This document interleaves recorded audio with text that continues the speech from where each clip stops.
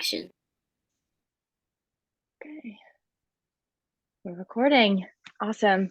All right, well, I guess I'll just get started. All right.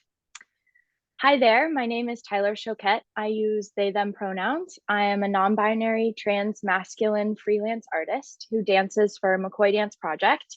And today you join me for MDP Tea Talks Voices of Change. MDP Central Tea Talks is an annual series of community talks and panel discussions held to increase conversation and collaboration around issues that we face today. These conversations are open to the public and can surround important topics like mentorship, the state of the arts, race, gender, sexuality, health, and where to find the necessary resources. Tea Talks, through social education and exchange, seeks to bring people together and provide them with the tools for insightful thought and growth. During this episode, I am so delighted to have special guest Carl Ponce Cubero with me. Carl, if you would please introduce yourself to everyone, maybe start with your name, pronouns, where you're originally from, and any other elements of your identity you'd like to share with us today. Sure. Thank you so much for having me, Tyler. My name is Carl Ponce Cubero. My pronouns are they, them. I'm originally from Porterville, California, but I'm currently a freelance dancer based out of New York City. Right now, I'm in Chicago. I'm on contract with the Lyric Opera of Chicago for their production of Aida, choreography by Jessica Lang. So, yeah, that's me. Very cool. Well, welcome. Thanks for sharing that. Good luck with everything in Chicago. And maybe let's get started. So I wanted to start with where we kind of begin the process, start at the beginning of the process of getting booking work. So I'm curious what it's been like auditioning as a gender nonconforming artist. Yeah, I would say I'm relatively new to my like gender queer and gender nonconforming identity. It really happened, the conversations in my head happened in during the pandemic in 2020, really just sitting by myself and being like, well, what do I want to do now with work? And certain energies flowed. And so I think of right now, I'm really tackling with the difficult questions about like representation. And for me personally, is if in these calls that are being had or in these auditions, am I in my like genderqueer identity, is my being in this space taking away from someone else who better fits like the blurb, or maybe they have a better understanding, or some of those questions. And I think um, also, as with auditioning, I also have to combat the fact that I am mask presenting, I'm male presenting. I look, cis male. I don't identify as that. Um, but it's a complicated topic for me personally because it's having to really dive into the actuality of my gender identity, and specifically also within the performing space, because it's not just about how I feel, unfortunately. It's Mhm. also how people see me, which can be a difficult conversation to have with audiences. But Yeah. yeah, how do you feel about that? Or how's your journey going on with these auditions? Because auditioning already Yeah. sucks, and then you're adding this on top of it. Yes, it feels really complicated and confusing. Um, I do feel like I also struggle with the idea of how I feel internally or versus maybe how I'm presenting myself. And um, I can adjust maybe how I present slightly more androgynous, but I do present generally more feminine. Um, and people perceive me that way. And it can be scary going into auditions in a space where maybe feels more aligned internally, but maybe from the outside, people aren't perceiving that. Um, and you can kind of have this almost like imposter syndrome sort of thing, like it's like, ooh, is this really where I'm supposed to be right now? Or uh it can be confusing to even know where to go or where you belong. And then sometimes the more you think about it, the more it feels like there's no space in some ways. Um, I think I think some of that has to do with how people are uh,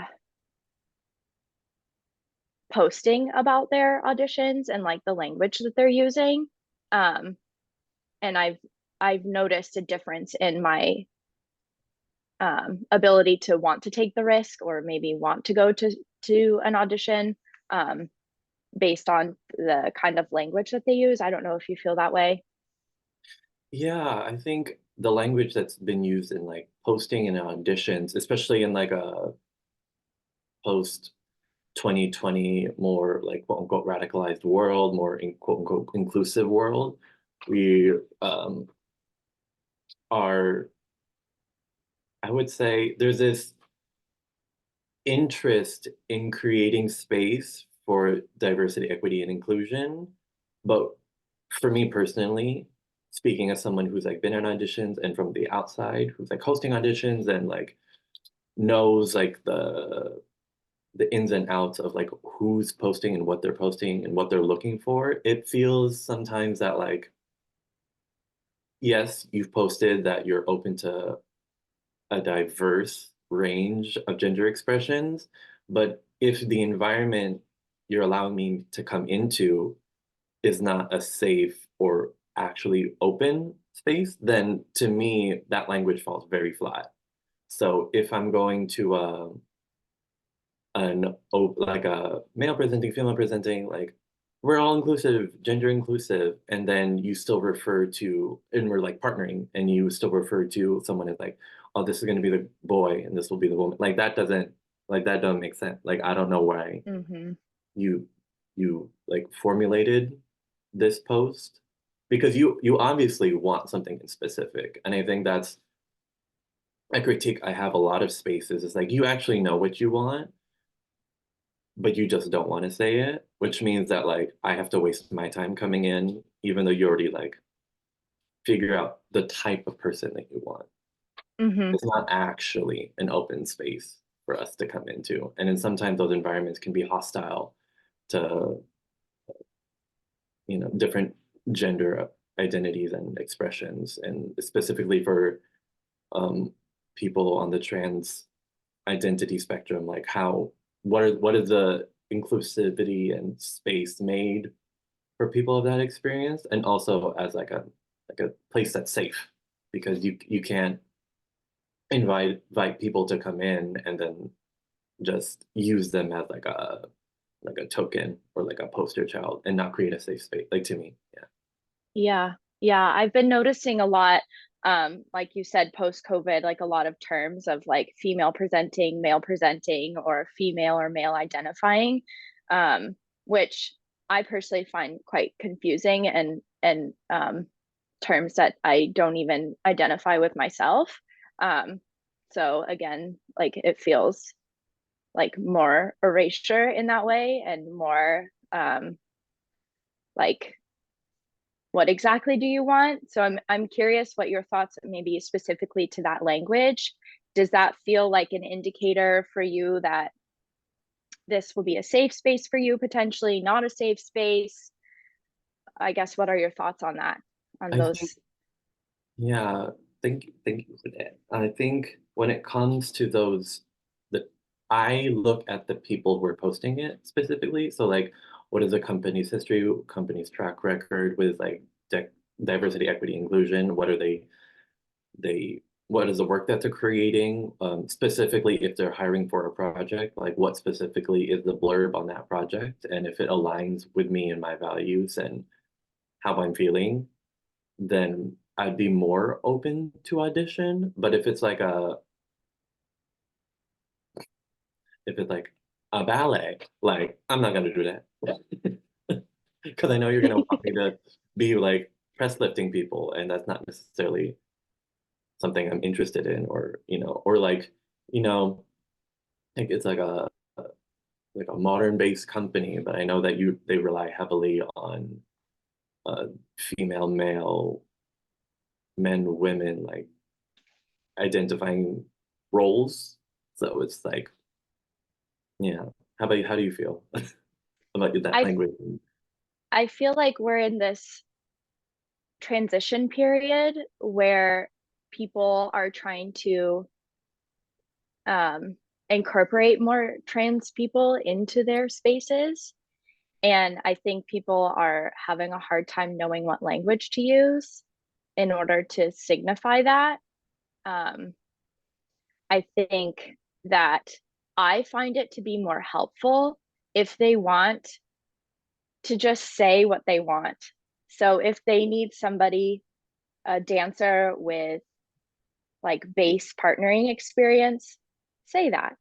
And if they don't care about the gender, then they don't need to, I don't feel that they need to be like categorizing people into, again, what feels like a binary male, female presenting or identifying or whatever that is.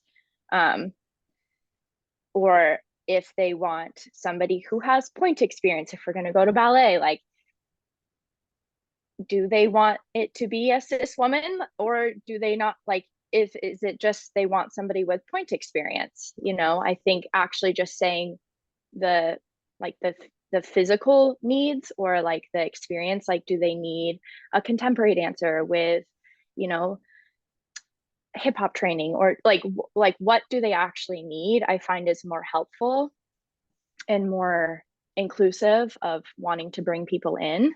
I think it feels like we are so concerned about the language and the words itself, but I think for me it has more to do with the fact that the words are used to categorize, and it's the categories that I have a Mhm, problem with. mhm, um, mhm, that if we can somehow eliminate some of or free ourselves from some of the categories, and then we can use words that um, encourage freedom and inclusion, I think that's more helpful. mhm.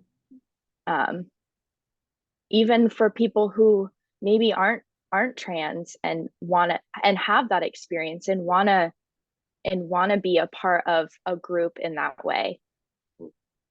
Um, yeah, I don't know if that resonates with Um, you at all. oh, 100%. I love that. I think that's 100% the direction that we should be moving in. I acknowledge the fact that inclusive language is like a stepping stone to true inclusivity and equity. But I think like what you're saying is like, tell me what the job is, and then I'll decide if I'm supposed to be there. That kind of that I Yeah. have as a dancer, I have much more agency than I think that I have. Like I have a lot more power in both choosing and bringing into the space than I we're conditioned to. Mm-hmm. Like what you're saying is like we need someone with a lot of base partnering experience, or like we need someone with point work. And then also like if you need a woman, that cis woman, then just also you can just say it and don't like waste people's times, energy, effort. And then also again like bringing them into a space that isn't really like a safe environment for them to be in, where you do not have the capacity to provide the the necessary environment. But Mm-hmm. I love that 100%. I feel like that's the direction that we should really move in. Yeah. Do you feel like you've been in any spaces where that's worked well? Like you've seen an audition posting, you go to the audition and you feel like you are welcomed there? Or what things have they done? Or like, is there things in the audition that signify to you that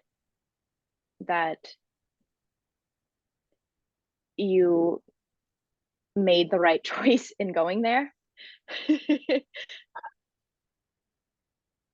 Not really. I think I think it's still like earlier on, and I think I'm also not auditioning as much as I probably should be. But Mm.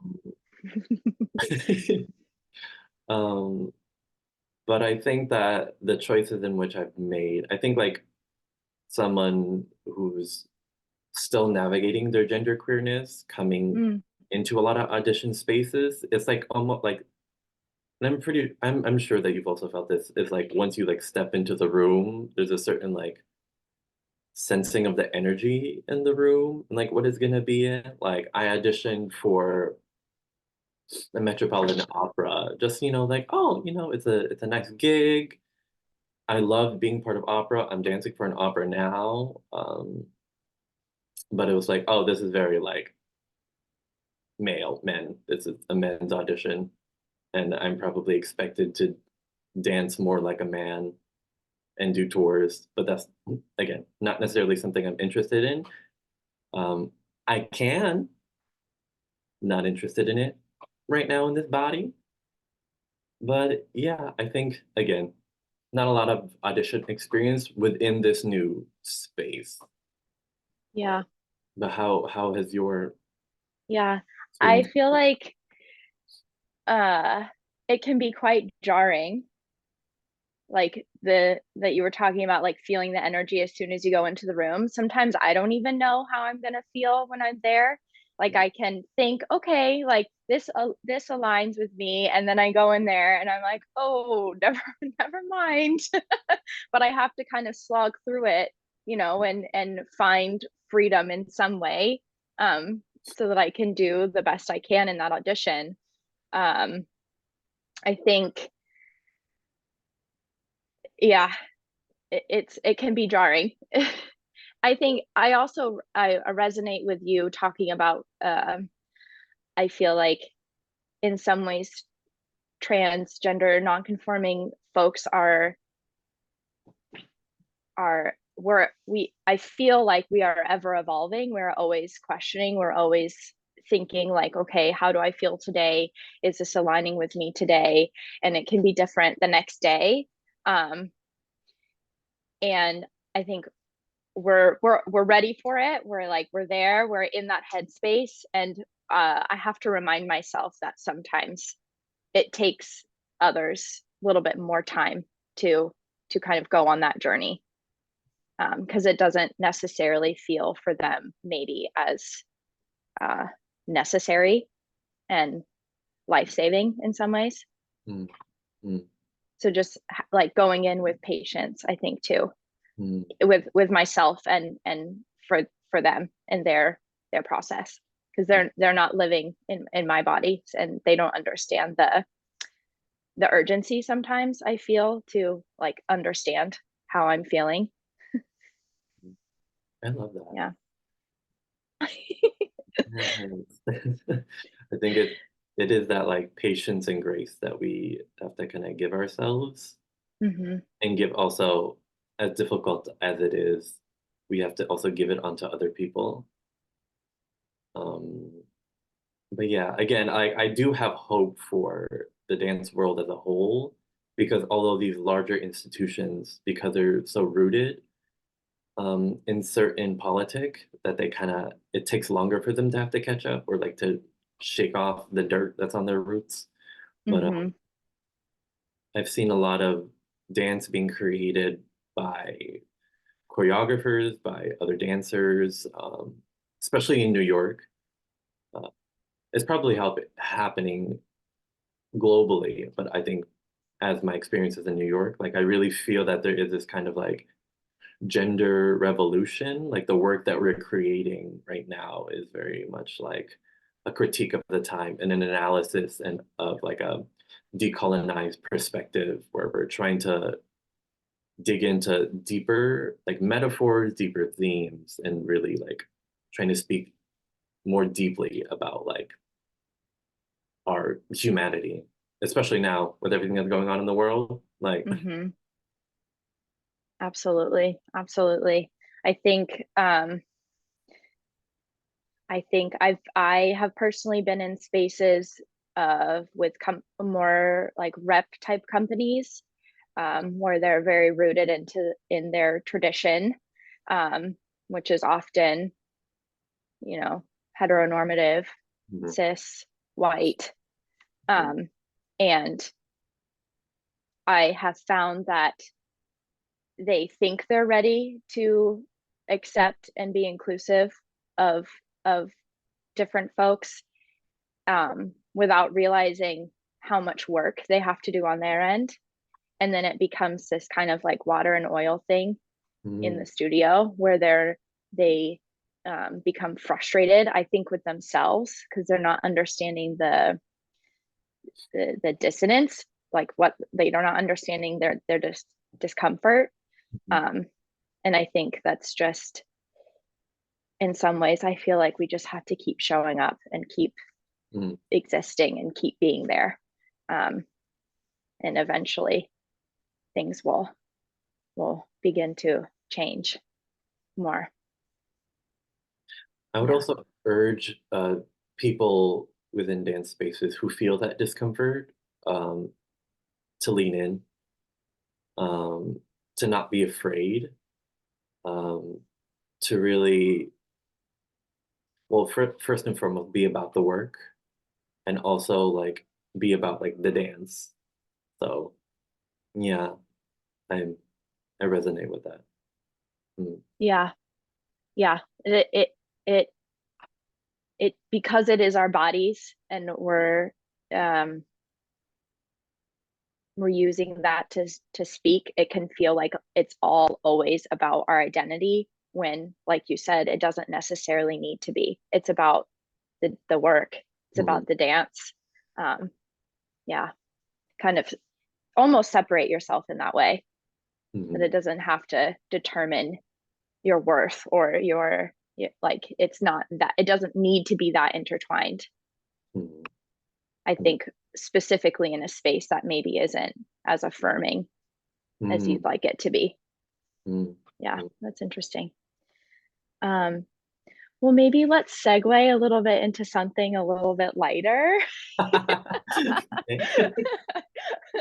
um, so we're both freelance dancers, and I'm wondering if you've had experiences or have noticed a difference, um, as you shift between spaces that are maybe more where there's more majority queer identities or it's queer led versus not. I don't know if you've had a ton of experiences on both ends. If you want to share some positives that you felt while working in a predominantly queer space, um, or uh, I guess what does that kind of freedom look like for you, or what um, what does that look like for you in relation to your peers, the other people you're dancing with, or you in relation to the leadership? I don't know if that changes your experience at all. Yeah, 100%. I think, at least in my personal experience, I'm like, I have two experiences, like, which is right now in a large institution at the Lyric Opera. I'm asked to, dance as a dude. Um, but I feel like there's a certain level of like rigidity that I'm approaching. Oh, you're talking about positive, but we can cut that out. I dance for a company in New York called Pony Box Dance Theater. It's a male presenting, male identifying company, contemporary based. And I think after joining them in 2021, after the trauma of 2020, being like fired from a company, and there's a certain sense of like alienation, I came into the space and it's been very supportive. Again, like you're saying, majority of us dancers in that space identify as gay or queer. And I feel like I dance so much stronger now. There's Mm, something about being able to have more agency over what I'm doing, both within the sense of being more collaborative, but also like I'm allowed to make choices that feel at home in my body. And I think I've grown so much as an artist. And I think it's it's really that if you allow an artist a safe environment to really like percolate on ideas and identity and feel safe to try new things, it creates a beautiful space to where like I've gone to places where like, oh, I didn't know I could do that. And I've fallen in love with dance again because Mm. of these queer spaces and because of I've been held by my community in that way. So yeah, Wow. it's been very beautiful to have that because I didn't know that could exist, which Mm. is which is, you know, it was a little perk on everything else. So Yeah. how about you? That's beautiful. I love that you have that experience. And I think it takes away all the second guessing and the I feel like sometimes I have this instinct to try to make choices that fit what they want. And in some ways it sounds like you have been able, that space has been created where you don't have that kind of second guessing. You are just able to be Carl in their essence. And that's really beautiful. And that's that's the art we're trying to create. Hmm. Um, wow, that's very cool. Yeah. Um, I think I'm currently in in spaces where I am not feeling that kind of freedom. So I'm Mm, trying to go back in time. I think honestly where I find the most freedom and the most ease and I can actually feel my entire like system calm down is when I go into rehearsals for McCoy Dance Project. I mm, think it's predominantly queer space, um, and I think just having the feeling that whoever I am that day, because I do feel like I'm in this time in my own kind of discovery of my identity, that I'm feeling myself internally shift a lot. And mm, it may not present itself right now out to people, but it feels good that even though I'm in this kind of internal discovery period, that however I show up in the room that day feels like I don't have to worry at all. And that feels really reassuring for me. Um, and it also gives me a space to explore that, like in my body. mm, Sometimes I feel like I need to, we're movers, we're artists, we have to, physicalize things. And even if I am doing someone else's choreography, I can still start to create that essence for myself within somebody else's movement. And it just feels like a playground. Like mm, it feels fun and relaxing. mm. Yeah. No, Um, that yeah, 100%. With like Derek's work and with the company, I think it's a nice almost like energetic hall. It feels very like, and we're also a lot of us are very familiar with each other in some capacity. We've all been through yeah. the same institution. Um, Yes. but I always look forward to like coming back to that work and like dancing with all y'all because I never actually, even when we were in the institution with each other, like I don't think I really ever danced with you. Mm-mm.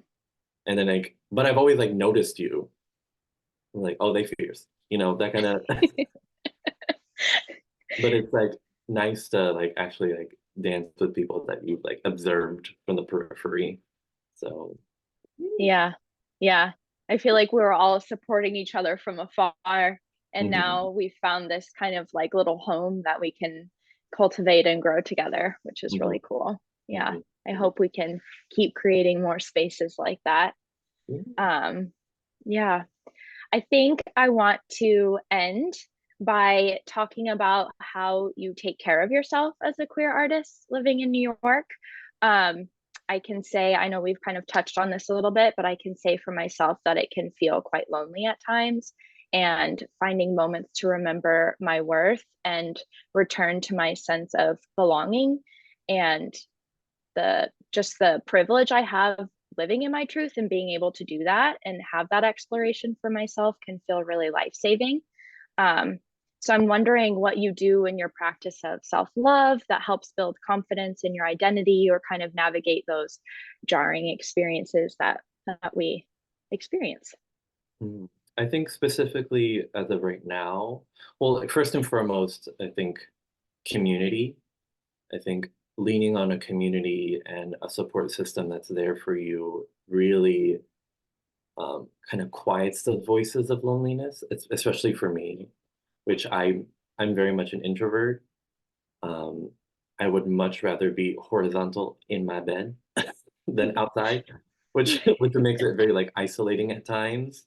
Mm, Um, so yeah, leaning on my community, on my friends, on my peers to just interact and feel joy and breath in that way with other people. Um, and then I think really what I've found right now is in spaces where I'm asked to perform as a man, to create and carve out space for my own movement practice, either before or after like a warm up or the actual performance, to feel again that I have agency in my body. That although I can do this step, I can do Tambe Coupe Jete, but I also like am in this body. And then also with that movement practice, it's like a silly thing, but it's like being very aware of what I wear to like a rehearsal or a warm up. Like if you're asking me to be a man for the next 9 hours, I'm going to wear a crop top and some booty shorts to feel mm, feminine, to feel something, or like I'm a wear a dress for the first half of like bar, like to affirm myself, to ground myself in like this is what they're asking of me, but that is not me. And so I'm mm. going to reclaim my space and my time because really this time is for me right now. And I can still do the work, whatever you need me to do, da da da da da. But like right now, this is for me, for my sanity. Because if you ask me to pull up, I will go insane. Yeah, interesting. I feel like my um brain always goes to, okay, I need to play the part, I need to dress the part, I need to like turn myself into something that I don't feel like I am. Um, but that's interesting. I have to try that. Kind of go in the opposite direction and be affirming of myself so that I can do something that doesn't feel right. Hmm. Yeah. I think it's also like as dancers, we do have a lot of power. We have so much power and so much agency. If we don't dance, nothing gets on the stage. You know what I mean? So it's Hmm. like we're told consistently what we're supposed to do, what we're supposed to wear, this, that. Like the hand should be up, you shouldn't be wearing that, your hair needs to be back. That. So we're always controlled by outside forces. But I find that if I reclaim that control, and again that that agency, that like I if I break myself from that automation of being such like a listener, I feel like I can breathe so much better. I perform so much stronger when I'm able to like really root myself in my own like body. Yeah, try it. It's Yeah. fun. Yeah, I should. Kind of feels like it almost gets rid of the shame or like the embarrassment or uh like just the feeling of like why can't I be this thing that you want me to be. It's like no, I'm not, and it's fine. This is me. Yeah, Mhm, that's cool. Thanks mhm, for sharing that. mhm, um are there any kind of lessons or advice that um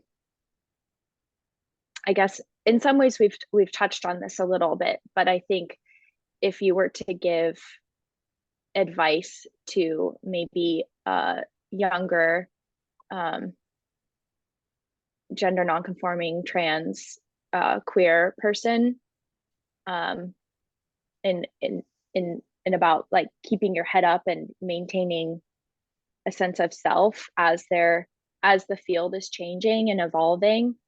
Do you have any like more specific advice for somebody? I think the only thing that's coming to my mind right now is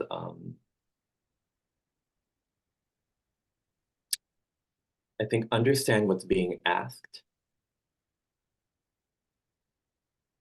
and like moving accordingly.